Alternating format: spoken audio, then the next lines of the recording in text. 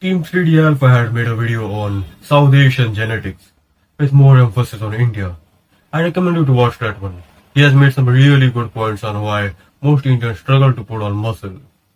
However, while watching that video, I felt that there were certain points where I could add a lot more to it. The main reason why Team 3D Alpha thinks that Indians cannot put on muscle is their vegetarian or vegan diet. Next, protein. Elephant in the fucking room, right? A lot of vegetarian, a lot of vegan diets out there in that region. So you guys already know what do you think is gonna happen when people are not getting all of their amino acids. However, this is where I have to disagree. If you are getting enough amino acids through your diet, then you will build muscle even on a vegan or a vegetarian diet. There have been many bodybuilders who have built incredible physiques through a vegan diet like Patrick Baboumian or Varinder Ghuman. And in India, most people are vegetarian, not vegan, which means they do consume a lot of milk and butter. If you look at wrestlers, they consume milk on a daily basis, sometimes even up to 5 liters of milk a day. That is 150 grams of high quality animal protein right there. Also, not all of Indians are vegetarian. Some of them do consume animal protein, like meat or fish. So, protein is not the problem here. The next thing Team 3D Alpha says is that people did not have knowledge about combining various sources of protein and they did not have Google and all of that stuff. Now, of course, nowadays we know more about vegan nutrition and how to get most of your amino acids by eating a wide variety of vegetarian or vegan food sources. But guys, keep in mind, for the last thousands and thousands of years that these guys were adapting to their environments, they didn't know that shit. They didn't have studies. They didn't have Google, right? These guys were just deficient as fuck, eating a lot of vegetarian foods, a lot of vegan foods. However, again, this is where I have to disagree. If you look at India, it was the epicenter of knowledge. There were so many universities where people from the neighboring country China up to Greece used to come to study on various fields like astronomy, science, philosophy, poetry, drama, anything you can imagine. So Indians back then had a lot of knowledge. And I have said this before, the Indian diet is one of the best diets you can find out there. It is complete and balanced. If you look at the diet, there is a source of carbohydrates, a source of fats, a source of protein. There are literally thousands of recipes that you can find across India. Each and every state in India has different recipes. And Indians did used to consume a lot of lentils, sprouts, legumes. So they used to get enough protein without even realizing it. And on top of that, they used to drink a lot of milk. So the protein is not the problem. Then what is the reason why most Indians struggle to put on muscle?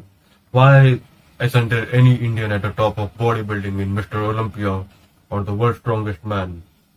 What is the real reason? Team 3D Alpha had mentioned the real reason in his video, but he did not put much emphasis on that. The main reason is the invasions. You also have the fact that they had to go through numerous famines, including during the British occupation, during colonialism. So these guys were just hit from every angle by so many different calamities. In the past 1,000 years, India has been invaded multiple times by Mughals, Turks, Afghans, British, French, Dutch, Portuguese. The main reason why these people invaded was for religious conversions. This is why Islam and Christianity now exist in India. And the second reason they invaded was for the gold. Before the invasions, India was very rich. India contributed more than 30% of the world's GDP. And this is not an exaggeration. The travelers who came from China and Greece had mentioned that almost every household in India had gold. The average household in India had utensils made of gold, buckets made of gold. But the British and the other European invaders plundered all of that. And that is how they became rich. That is how they became so-called first world countries, developed countries. If you look at the time when India was in its prime, there have been many great warriors. Bodybuilding was not a trend back then, but if you look at the other forms of exercise like wrestling, archery, sword fighting, mace fighting, India was very progressed in that. There have been many skilled warriors in India. If India managed to survive all of these invasions, fight of armies 10 times bigger in size, then it means that the people, the warriors, had to be very, very fit. There have been many warriors that have been documented in history. that have fought even when they were soaked in blood, even when they were stabbed multiple times. There have been so many brutal cases that I cannot even mention in this video. You go and find out that for yourself. When India was in its prime, the people were very fit. Now here's a bit of history for you. In the campaigns of Alexander the Great, it was noted that the fiercest warriors that Alexander faced in his entire campaign were found in what's now known as northern India and southern Pakistan. These were Hindu warriors. The author notes that these warriors were just giant, super strong, and just crazy brave. If you look at the invasions, most of them took place from the northern part of India, especially from Punjab. So right now, if you look at Punjab, most of the people are very tall and broad-shouldered because they had to adapt to that environment. They had to develop themselves physically to fight off those invasions. Now if you look at them, most of them are very huge without even training. And as most of the invasions took place from the northern part, the southern part was more peaceful. So the people over there could focus on studying. If you look at most of the scholars right now, they come from the south, like Vishwanathan Anand, Sundar Pichai or Satya Nadella. They all are from the southern part of India. While most of the bodybuilders and sportsmen come from the northern part of India, like Dara Singh, the Great Khali or Neeraj Chopra, the recent gold medalist. So India has a very diverse genetics. Some people are very tall and broad while some are short and narrow-shouldered. Genetics is not the problem. When the British left India, they handed over the power to a certain government that worked for them. The government ensured that the British propaganda stayed on and India did not develop. Even after 50 to 60 years of independence, there wasn't much significant development in India. And because of this, India remained poor. And when you talk about the normal people, their main priority was survival. They were not interested in bodybuilding or any other thing for that matter, like filmmaking, poetry, dance or any of that. They just wanted to survive, get a job and get settled. And secondly, because of the lack of finances, many people in India cannot get a good diet. The problem is not in the Indian diet, but the fact that most of the people are very poor and they cannot afford to get a good diet. If you look at the Indian diet or the Indian meal, most people cannot even get half of that. This is another reason why Indians struggle to build muscle. And secondly, because of the lack of finances, most of the Indian gyms are not well equipped. At most you will find like 2 or 3 upper body machines, 2 lower body machines. That's it.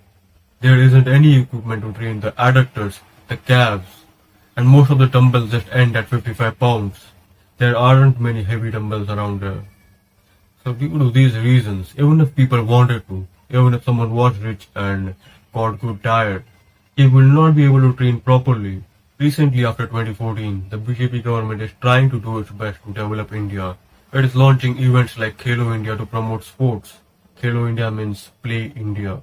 So as India develops, we will see people being interested in things like bodybuilding or any other thing like poetry, dance, filmmaking.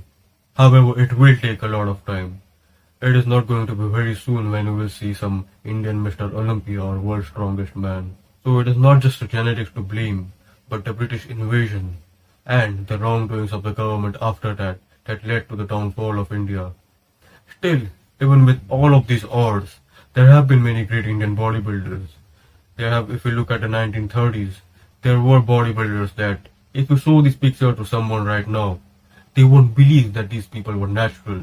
So in the upcoming future, as India develops, we will see bodybuilders and athletes coming from India. I do not go much into politics on this channel. I restrict that to my blog.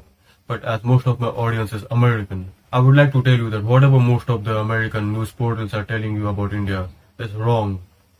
This is not a matter of opinion, but whatever they are reporting is most of the times is factually wrong. If you have read anything like the current BJP government being Hindu nationalist or fascist or is causing genocides or anything like that, please stay away from that. It's all wrong. I have explained this in much more detail in my articles. I would recommend you to read that. That is it for this video. If you enjoyed it, found it helpful and informative, if you think you have gained a new perspective, then please hit that like button. Share this video with your friends who believe that their genetics are bad. And subscribe and do not forget to hit that bell icon. Goodbye.